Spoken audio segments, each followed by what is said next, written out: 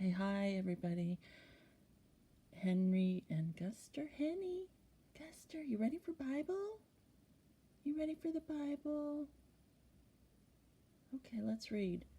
What are we going to read? Genesis chapter 25 from this book.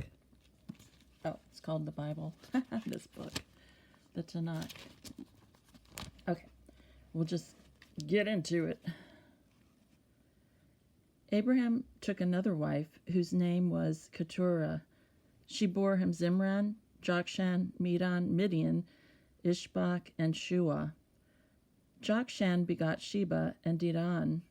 The descendants of Dedan were the Asherim, the Letishim, and the Lumim.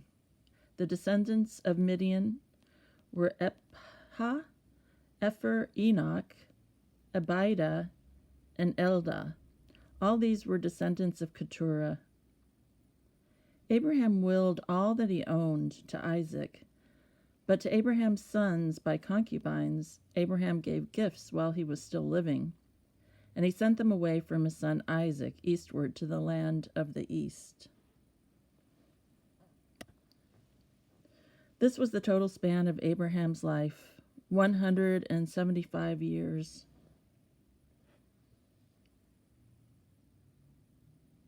And Abraham breathed his last, dying at a good ripe age, old and contented, and he was gathered to his kin. His sons Isaac and Ishmael buried him in the cave of Machpelah, in the field of Ephron, son of Zohar the Hittite, facing Mamre, the field that Abraham had bought from the Hittites. There Abraham was buried, and Sarah his wife.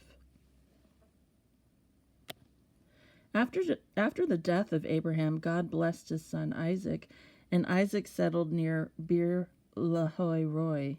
This is the line of Ishmael, Abraham's son, whom Hagar, the Egyptian, Sarah's slave, bore to Abraham. These are the names of the sons of Ishmael by their names in the order of their birth. Nebaioth, the firstborn of Ishmael, Kedar, Adbeel, Mibsam, Mishma, Duma, Massa, Hadad, Tema, Jetur, Naphish, and Kedma. These are the sons of Ishmael, and these are their names by their villages and by their encampments, 12 chieftains, as many tribes. These were the years of the life of Ishmael, 137 years. Then he breathed his last and died, and was gathered to his kin. They dwelt from Havilah by Shur, which is close to Egypt, all the way to Ashur. They camped alongside all their kinsmen. This is the story of Isaac, son of Abraham. Abraham begot Isaac. Isaac was 40 years old when he took to wife Rebekah, daughter of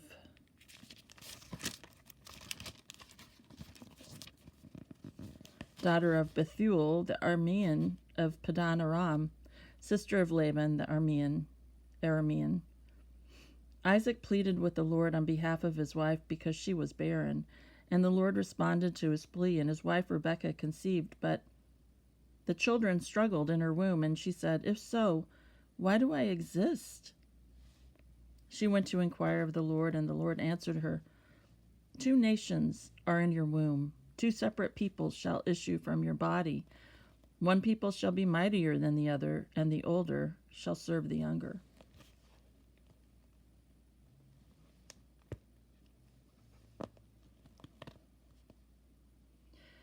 When her time to give birth was at hand, there were twins in her womb. The first one emerged red like a hairy mantle all over, so they named him Esau.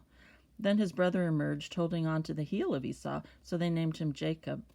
Isaac was 60 years old when they were born.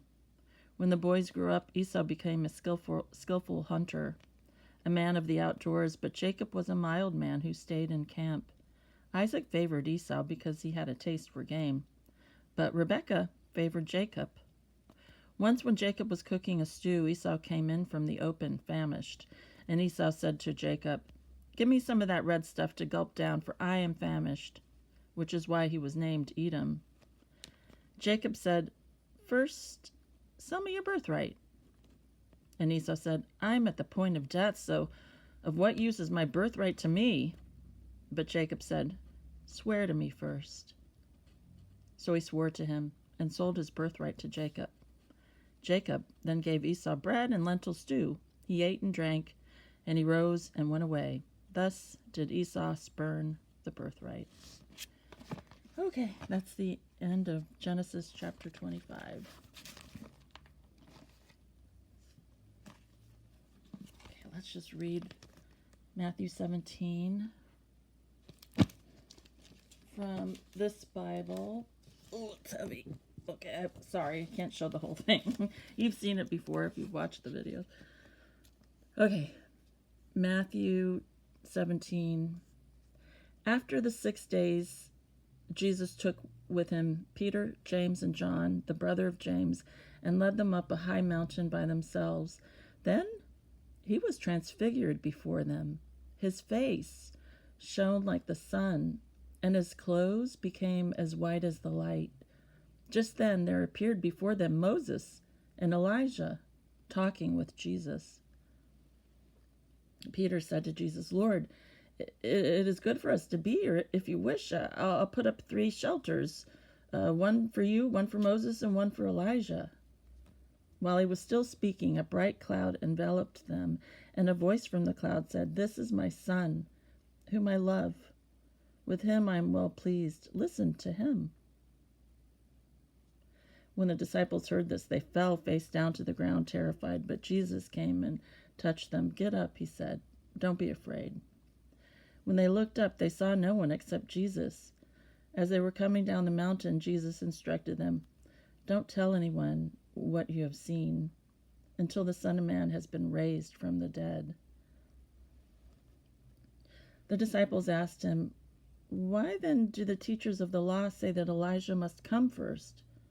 Jesus replied, To be sure, Elijah comes and will restore all things. But I tell you, Elijah has already come, and they did not recognize him, but have done to him everything they wished. In the same way, the Son of Man is going to suffer at their hands. Then the disciples understood that he was talking to them about John the Baptist. When they came to the crowd, a man approached Jesus and knelt before him. Lord, have mercy on my son, he said. He has seizures and is suffering greatly. He often falls into the fire or into the water. I brought him to your disciples, but they could not heal him. Oh, unbelieving and perverse generation, Jesus replied. How long shall I stay with you? How long shall I put up with you? Bring the boy here to me. Jesus rebuked the demon, and it came out of the boy, and he was healed from that moment. Then the disciples came to Jesus in private and asked, Why couldn't we drive it out? He replied, Because you have so little faith. I tell you the truth. If you have faith as small as a mustard seed, you can say to this mountain, Move from here to there, and it will move. Nothing will be impossible for you. When they came together in Galilee, he said to them, The Son of Man is going to be betrayed into the hands of men. They will kill him, and on the 3rd day he will be raised to life. And the disciples were filled with grief. After Jesus and his disciples arrived in Capernaum, the collectors of the 2 drachma tax came to Peter and asked, Doesn't your teacher pay the temple tax? Yes, he does, he replied.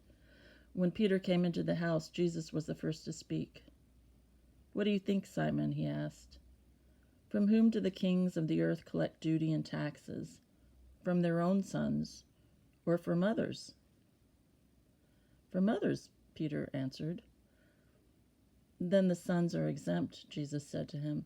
But so that we may not offend them, go to the lake and throw out your line. Take the first fish you catch, open its mouth, and you will find a 4 drachma coin. Take it and give it to them for my tax and yours. Okay, everyone, that was the end of Matthew 17. Okay, that's all for now. God bless. Bye.